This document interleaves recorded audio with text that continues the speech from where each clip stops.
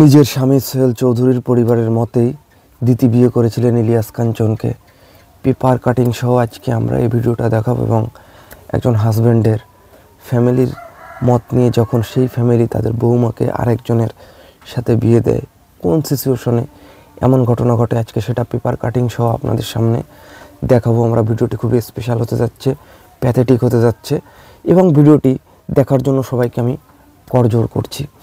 তো ইলিয়াস কাঞ্চনও দিতি বিয়ে করলেন, এই শিরোনামে বড়োভাবে পত্রিকাতে কিন্তু তখন কভার করা হয় এবং পত্রিকাতে কী লেখা সেটা এখন আমরা তুলে ধরবো আপনাদের সামনে।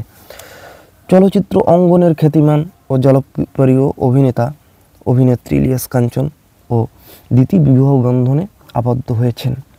গতকাল শুক্রবার ইলিয়াস কাঞ্চন ও দিতি এক সংবাদ সম্মেলনে বিবৃতিতে তাদের এই ব্যাপারগুলো শেয়ার করেছেন।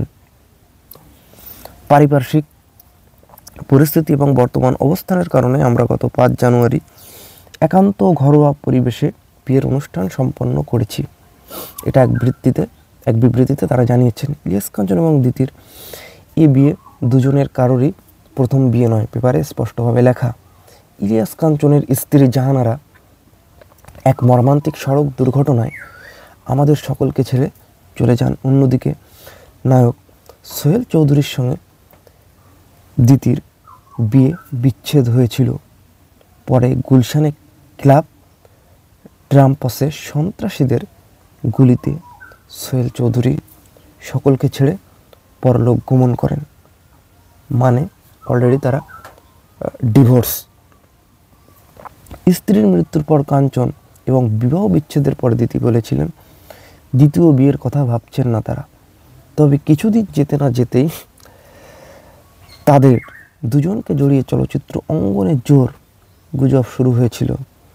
তাদের বিয়ে হলে এই গুজবের অবসান ঘটেছে। বিয়ের সংবাদ প্রচারের পর দিতির সঙ্গে যোগাযোগ করা হলে তিনি প্রথম আলোর কাছে বলেন, কাঞ্চনের এবং আমার এবং সোহেলের পরিবারের সম্মতিতেই এই বিয়ে হয়েছে। বিয়ের দিনে গোপনীয়তা রক্ষা হলো কেন জানতে চাইলে দিতি বলেন, এ ব্যাপারে কাঞ্চন সাহেব ভালো বলতে পারবেন, কারণ দিতির একার ইচ্ছাতে গোপনভাবে বিয়েটা করা হয়নি এবং এই বিয়েতে তার প্রাক্তন স্বামী মানে ডিভোর্স হয়েছিল, সেই সোহেল চৌধুরী তার ফ্যামিলির সম্মতি ছিল। তো সোহেল চৌধুরী এখন আপনি যদি একটু কমার্শিয়াল হইতে যদি একটু চিন্তা করেন যে তার আসলে সোহেল চৌধুরী তো দুনিয়ায় নিয়ে ডিভোর্স হয়ে গিয়েছিল, সে যদি বেঁচে থাকতো তাহলে কি তাদের হতো? দেখেন, ডিভোর্স হয়ে যাওয়ার পরে কিন্তু স্বামী স্ত্রীর কোনো লেনা দেনা থাকে না। সো এটা কোনো ফ্যাক্টর না যে আসলে সোহেল চৌধুরী নাই এই কারণে। তো সোহেল চৌধুরী যদি থাকতো, যেহেতু তাদের ডিভোর্স হয়ে গিয়েছে, এটা করতে পারতো, কারণ এটা ধর্মীয়ভাবে বৈধ, আইন অনুযায়ী বৈধ। এখন লোকে কি বলল ওটা ভেবে তো মানুষের দুনিয়া চলে না। ইলিয়াস কাঞ্চন বলেন যে হুট করে সিদ্ধান্ত হয়ে যাওয়ায় কাউকে জানানো যায়নি।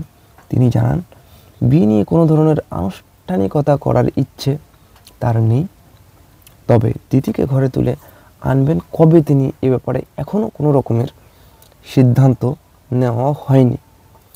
গতকালও তিনি তার আগের পক্ষের 2 সন্তানকে নিয়ে ইন্দিরা রোডের বাসাতেই ছিলেন দিতি গতকালকে।